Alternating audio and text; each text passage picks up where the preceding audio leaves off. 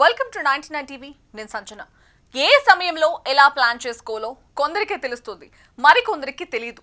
ఎప్పుడు కన్ఫ్యూజన్ లో ఒకరిపై డిపెండ్ అయ్యే వాళ్ళు కూడా చాలా మంది ఉంటారు. అయితే ఓ రచయిత మాత్రం ఎలా ధనవంతులు సంపన్నులు అంటే ఏంటి, ఎలా కావాలి అనేది వివరణ ఇచ్చారు. ఇప్పుడు తెలుసుకుందాం. పెట్టుబడికి సంబంధించిన అనేక విషయాలను వెల్లడించే రిచ్ డాడ్ పూర్ డాడ్ పుస్తక రచయిత రాబర్ట్ కియోసాకి తాజాగా ఓ ట్వీట్ చేశారు. ఇందులో ప్రపంచ ఆర్థిక వ్యవస్థలు కుప్పకూలినప్పుడు ధనవంతులు కావడం ఎలా అనే విషయాన్ని ఆయన వెల్లడించారు. ప్రపంచ ఆర్థిక వ్యవస్థలు ఒకదాని తర్వాత ఒకటి కుదేలవుతున్న సమయంలో రిచ్ డాడ్ పూర్ డాడ్ పుస్తక రచయిత రాబర్ట్ కియోసాకి మరోసారి తన బలమైన హెచ్చరికను, సంపద సూత్రాన్ని పంచుకున్నారు. ఆర్థిక పతనాలంటే పెట్టుబడిదారులకు నష్టకాలం కాదని ట్విట్టర్ ద్వారా ఆయన చెప్పుకొచ్చారు. అవే నిజానికి ధనవంతులు కావడానికి ఉత్తమ సమయమని స్పష్టంగా పేర్కొన్నారు.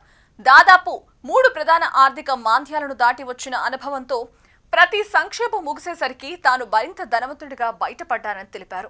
ధనవంతులు కావడానికి కష్టపడుతున్నారా, సంపన్నులు కావడానికి కష్టపడుతున్నారా అనే దాంతో తన పోస్టు ప్రారంభించిన ఆయన ఈ 2 పదాల మధ్య ఉండే పెద్ద తేడాను చాలా సులభంగా వివరించారు. డబ్బు ఎక్కువగా సంపాదించేవారు ధనవంతులు, కానీ సంపద అంటే డబ్బు కాదని ఆయన స్పష్టం చేశారు. ఒక వ్యక్తి వెంటనే పనాపితే అతను ఎన్ని రోజులు, ఎన్ని నెలలు, ఎన్ని సంవత్సరాలు ఆదాయం లేకుండా జీవించగలడో అదే అసలు సంపద అని ఆయన చెప్పారు. ప్రపంచ ఆర్థిక సంక్షోభం సమయంలో అనేక ఆస్తుల ధరలు తగ్గుతాయి. తక్కువ ధరకు మంచి ఆస్తులు కొనుగోలు చేసే అవకాశాలు వస్తాయి. ఈ సమయంలో రియల్ ఎస్టేట్ వంటి ఆస్తులు కొనుగోలు చేస్తే భవిష్యత్తులో మరింత ధనవంతులు అవ్వొచ్చంటున్నారు రాబర్ట్ కియోసాకి.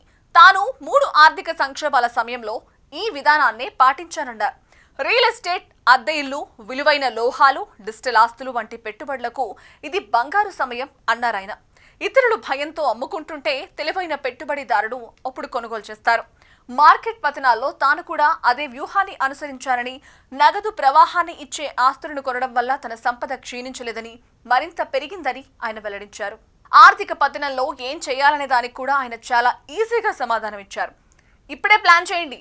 గ్లోబల్ ఎకానమీ త్వరలో భారీ ఒత్తిడిని చూడబోతోంది.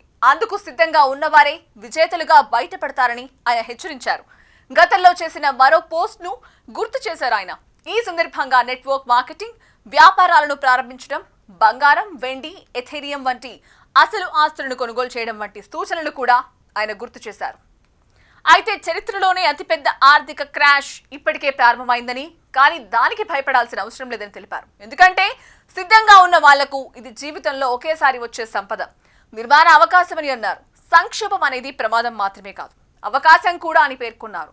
భయపడేవారు నష్టపోతారని, సిద్ధపడేవారే ధనవంతులవుతారని రాబర్ట్ కియోసాకి వెల్లడించారు. రిచ్ డాడ్ పూర్ డాడ్ రచయిత రాబర్ట్ కియోసాకి గతంలోనూ పలు సూచనలు చేశారు. ఆయన ఎల్లప్పుడూ సోషల్ మీడియా ద్వారా పలు ప్లాన్లు చెప్తూనే ఉంటారు. అయితే గతంలో డబ్బును ఎలా సంపాదించాలో నేర్చుకోవాలంటూ పేదవాళ్లకు సూచనలు చేశారు.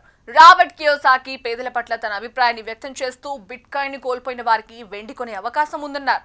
చేపలు పట్టిస్తే ఒక రోజు తింటారు, అదే చేపలు పట్టడం నేర్పిస్తే రోజు తింటాడు అన్న ఉదాహరణతో చేపలు పట్టడం నేర్పండి అనే సూత్రం చెప్పారు కియోసాకి.